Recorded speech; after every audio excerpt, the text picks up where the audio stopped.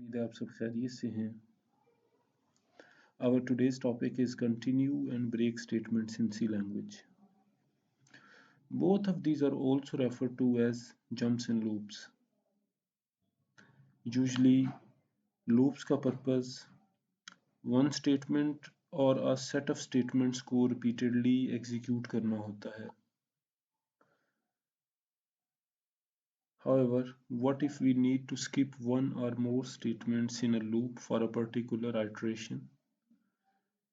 किसी सिनेरियो में अगर हमें किसी एक आइटरेशन को या एक से ज़्यादा आइटरेशंस को स्किप करना हो तो उसके लिए किस तरह से हम इस चीज़ को अचीव कर सकते हैं। इसी सिनेरियो को फोकस करते हुए सी लैंग्वेज ने हमें कंटिन्यू और ब्रेक कीवर्ड्स प्रोवाइड किए हैं। तो आइए चलते हैं, सबसे पहले कंटिन्यू कीवर्ड पर बात करते हैं। जब भी कंटिन्यू स्टेटमेंट को लूप में यूज़ किया जाता है तो इसके बाद आने वाली तमाम स्टेटमेंट्स एक या एक से ज़्यादा जो भी हों वो स्किप हो जाती हैं और एग्जीक्यूशन कंट्रोल लूप के स्टार्ट पर शिफ्ट हो जाता है।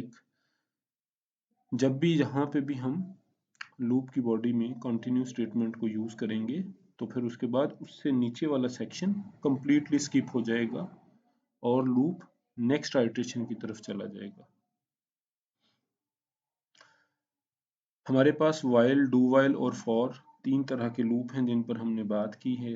तो अभी देखते हैं कि वाइल और डू वाइल और फॉर इनके ऊपर कंटिन्यू स्टेटमेंट की एग्जीक्यूशन किस तरह से शिफ्ट होती है। तो सबसे पहले वाइल और डू वाइल पर बात करते हैं। यहाँ पे हमारे पास वाइल का सिनेरियो है और डू वाइल भी इसी तरह से काम करता है। वाइल लूप में जब भी हमारे पास कंटिन्यू स्टेटमेंट आएगी तो कंटिन्यू स्टेटमेंट के आने के बाद जैसे ही एग्जीक्यूशन कंट्रोल कंटिन्यू लाइन पर पहुंचेगा तो वहां से वो नीचे वाला जितना भी पार्ट है वो स्किप करने के बाद फॉरन कंट्रोल वापस शिफ्ट हो जाएगा वाइल या डू वाइल लूप की कंडीशन पर और फिर से कंडीशन को रीएवैल्यूएट करेगा। अगर तो कंडीशन ट्रू होगी तो फिर नेक्स्ट आइटरेशन चलेगी, अदरवाइज लूप जो है वो टर्मिनेट हो जाएगा। सिमिलरली अगर फॉर लूप की बात की जाए तो फॉर लूप में जब भी कंटिन्यू स्टेटमेंट आएगी तो जो कंट्रोल है वो इंक्रीमेंट या डिक्रीमेंट सेक्शन के ऊपर शिफ्ट हो जाएगा। इंक्रीमेंट या डिक्रीमेंट स्टेटमेंट है जो फॉर लूप की डेफिनेशन में, वहां पे कंट्रोल शिफ्ट हो जाएगा और फिर इंक्रीमेंट डिक्रीमेंट होने के बाद कंडीशन चेक होगी और कंडीशन चेक होने के बाद अगेन अगर कंडीशन ट्रू है तो लूप की बॉडी नेक्स्ट आइटरेशन के लिए एग्जीक्यूट होगी, अदरवाइज लूप ब्रेक हो जाएगा, लूप फिनिश हो जाएगा। तो this is how continue statement works. अभी इसी कॉन्सेप्ट को with the help of an example हम फर्दर कंसोलिडेट करते हैं। तो यहाँ पे अब हम एक प्रोग्राम बनाने जा रहे हैं जिसके अंदर हम डिजिट्स को प्रिंट करेंगे 1 to 5, लेकिन हम 3 को प्रिंट नहीं करेंगे। ठीक है, तो आइए देखते हैं इस प्रोग्राम को। सबसे पहले हमारे पास प्रोग्राम की pre processor directive main function है और मेन फंक्शन की ब्रैकेट्स हैं। देन चूंकि हमें लूप करना है, हम फॉर लूप को यूज़ कर रहे हैं तो उसके लिए हमारे पास काउंट का वेरिएबल है जो कि कंट्रोल वेरिएबल है। उसके बाद हमारे पास 1 to 5 है हमारा स्टार्टिंग और एंडिंग डिजिट्स, तो काउंट 1 से स्टार्ट होगा और कंडीशन इज काउंट जब तक 6 से स्मॉल है 5 तक, और इसके बाद काउंट के अंदर यूनिट 1 का इंक्रीमेंट है, काउंट +1 है। अब इसके बाद हमने क्या करना है कि हमें प्रिंट करना है काउंट की वैल्यू को। तो यहाँ पे सिंपल एक प्रिंट एफ की स्टेटमेंट है जिसके जरिए काउंट की वैल्यू प्रिंट हो जाएगी। ठीक है, बट आउटपुट में हमें 3 नहीं चाहिए। प्रॉब्लम स्टेटमेंट के मुताबिक हमें 3 प्रिंट नहीं करना। तो फिर अभी अगर हम अपने इस वक्त प्रोग्राम को देखें तो इस वक्त तो प्रोग्राम जो आउटपुट देगा उस आउटपुट में 1 to 5 सारे के सारे डिजिट्स आ जाएंगे।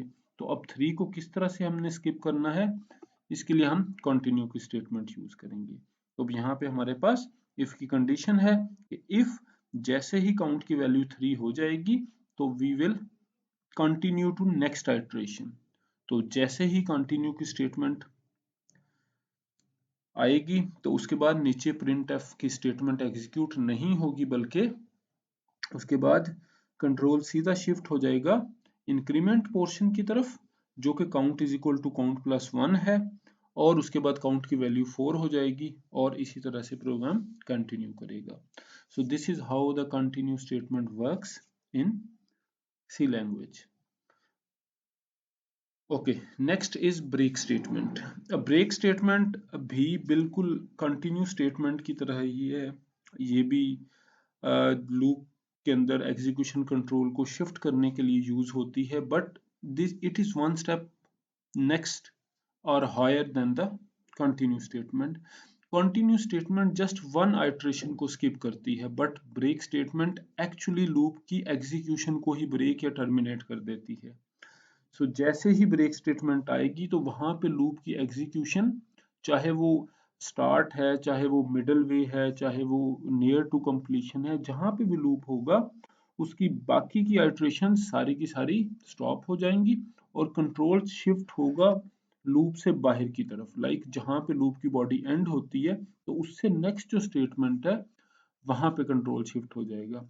और ब्रेक स्टेटमेंट की working while, do while, for सबके लिए सेम है।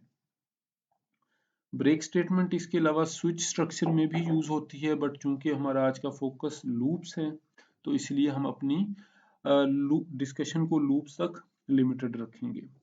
तो आइए चलते हैं अब ब्रेक स्टेटमेंट को देखते हैं कि किस तरह से ये हमारे पास एग्जीक्यूट होती है। तो देखें, वाइल के अंदर भी अगर ब्रेक स्टेटमेंट आएगी तो लूप की बॉडी वहीं से स्किप होगी exactly from right from that point, और स्किप होने के बाद लूप की बॉडी के बाद लूप से बाहर आ जाएंगे एक्चुअली आप। और सिमिलरली फॉर लूप में भी इसी तरह होगा कि फॉर लूप में भी जहां पे भी आएगी ब्रेक की स्टेटमेंट, आप वहां से फॉरन शिफ्ट करेगा कंट्रोल और वो लूप से बाहर आ जाएगा। So while, do while, for, in all loops break statement एक ही तरह से वर्क करती है। तो आइए चलते हैं इसकी एग्जांपल की तरफ। So we have an example, that is KG write a program that inputs a digit from the user 5 times but stops input if 0 or negative number is entered.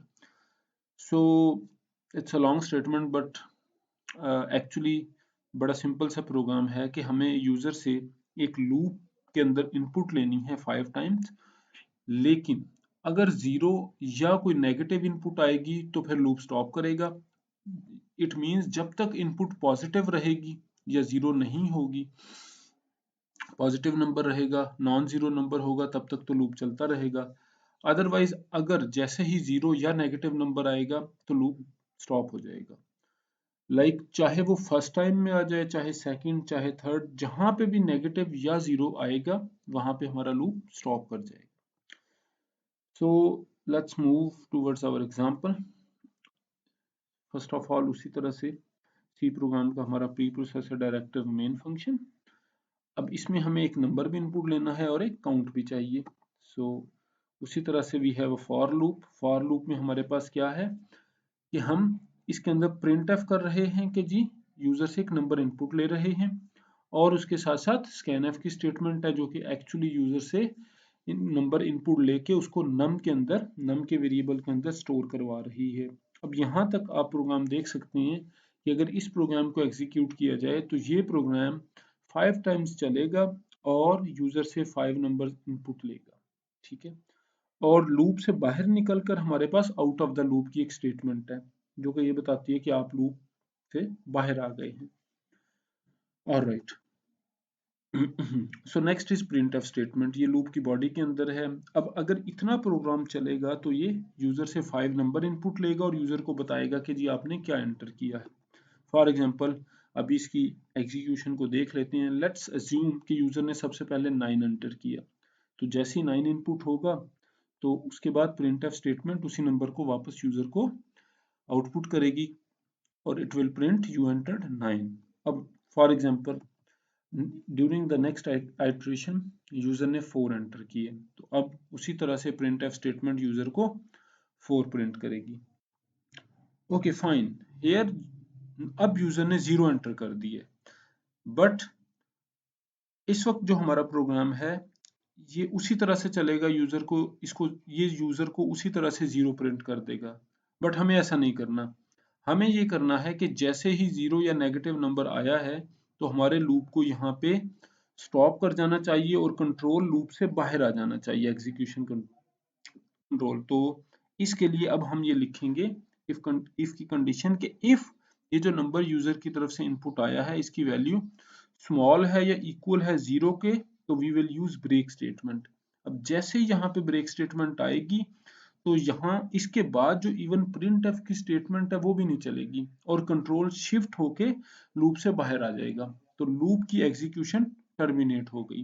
तो अब देखिए यहाँ पे आउटपुट पे भी आपको नजर आ रहा है, जैसे ही एंटर नंबर में हमने जीरो इनपुट दिया तो उसके बाद नेक्स्ट जो स्टेटमेंट प्रिंट हुई है that is out of loop, कि हम लूप से बाहर निकल आए। तो this is how break statement works. तो it's these are very simple but very useful statements, continue and break। और इनके जरिए हम लूप्स में जंपिंग का कॉन्सेप्ट जो है वो यूज करते हैं। आई होप आपको ये कॉन्सेप्ट्स समझ आए हैं।